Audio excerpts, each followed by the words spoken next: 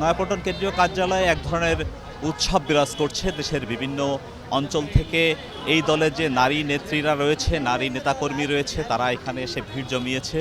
তারা তাদের মনোনয়ন চাওয়ার জন্য দলের ফর্ম সংগ্রহ করছেন, পাশাপাশি জমাও দিচ্ছেন।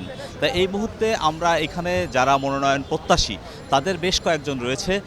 এই মুহূর্তে আমরা একজনের সঙ্গে আলাপ করতে চাই। আসলে প্রধানমন্ত্রী দেশটাকে নতুন করে সাজাতে যাচ্ছে। ওনার যে স্বপ্ন, এই স্বপ্নের একজন সারথি হতে চাই।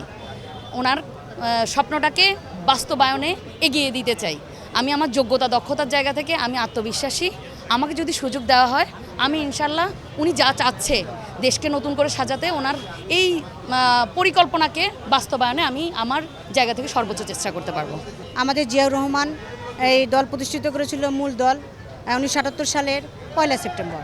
আমাদের এই নারীদের জন্য দলটা গঠন করেছিল ওই 1978 সালের 9 সেপ্টেম্বরে। কারণ নারীদের উন্নয়নের জন্য, নারীদের অগ্রগতির জন্য ওনার আদর্শে ওনার ছেলে জনাব তারেক রহমান, এখন যিনি প্রধানমন্ত্রী, আমাদের এই দেশটাকে যেভাবে সাজাতে যাচ্ছে তার একটু সাথে একটু যুক্ত হয়ে যদি আমাকে মনোনীত করে, তাহলে তার সাথে যুক্ত হয়ে যদি পাশে কাঁধে কাঁধ মিলে পাশে থেকে যদি তার সাথে এগিয়ে যদি একটু নারীদেরকে জাগিয়ে তুলতে পারি এবং নারীদের পাশে দাঁড়াতে পারি, নারীদের অগ্রগতি, নারীদের কর্মসংস্থান, এই এতিম বিধবা অনেকের উপকার, এইটা যদি পাশে করতে পারি, এটাই আমার প্রত্যাশা। দল যদি মনোনীত করে তাহলে আমি এই কাজটা করব, আমি সর্বোত্তম চেষ্টা করব।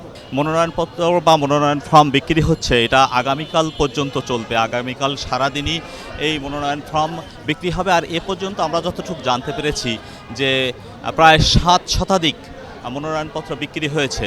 তবে একটু বলে রাখি যে আনুপাতিক হারে আসলে বিএনপি ক্ষমতাসীন দল একক সংখ্যাগরিষ্ঠতা সংসদে অর্জন করেছে।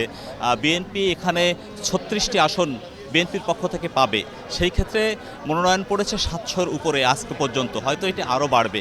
আর প্রধান বিরোধী দল জামাত নেতৃত্বাধীন যে জোট আছে, এই জোট থেকে তার 13টি আসন পাবে। আর স্বতন্ত্র প্রার্থীদের মধ্যে থেকে 1টি আসন বরাদ্দ রয়েছে। মিতু, এই ছিল নয়াপল্টন থেকে বিএনপি মনোনীত প্রার্থীদের সবশেষ সংবাদ।